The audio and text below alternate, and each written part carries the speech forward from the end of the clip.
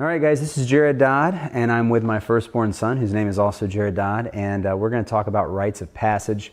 A little while back, I put a video up about rites of passage, gave you a basic idea, and if I remember correctly in that, I even mentioned how I'm going to be taking this man rather, to the Grand Canyon. We did that, we went, we conquered, and we've lived to tell the story. So let me give you an idea of what we did. We drove out to the Grand Canyon. It was about a 20-hour drive.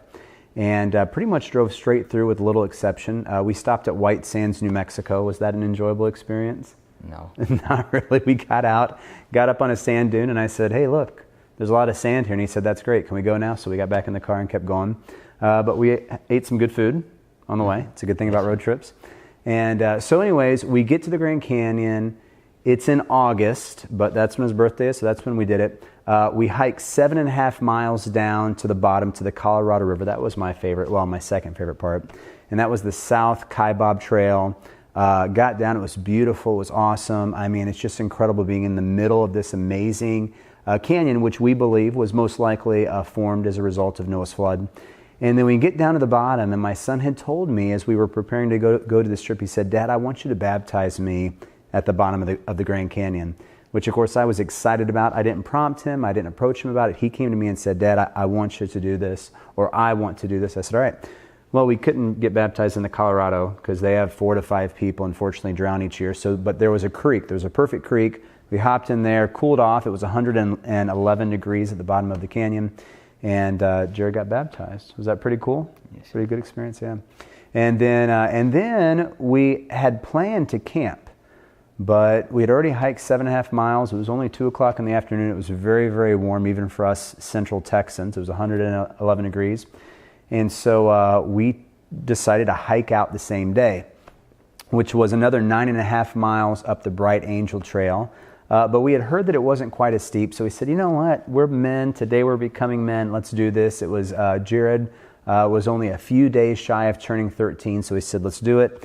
And we had a lot of fun until about the last 4 miles. What happened on that last 4 miles?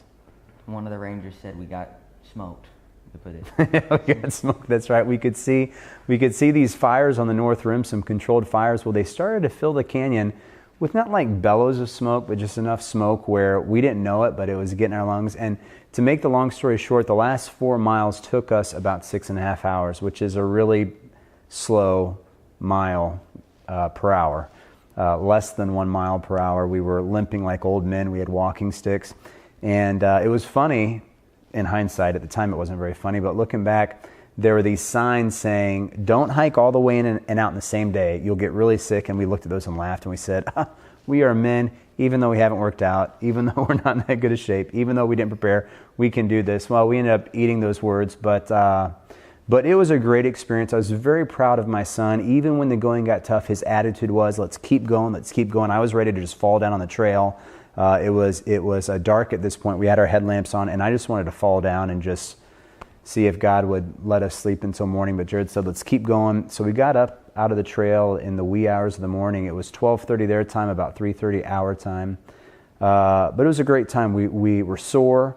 But it was really good, and it was a bonding experience. What were some things that you took from it? What were some of your favorite parts of the trip? Everything, really. No, it was good, huh? Yes, sir. It was good, yeah. We had great conversations and started talking about things that we hadn't talked about before, but they were the conversations of men.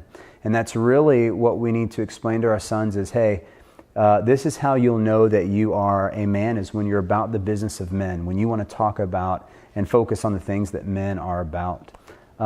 So there's a lot of moms and dads watching this, lots of sons and daughters, maybe have never considered rites of passage. Any advice or any counsel you would give to them?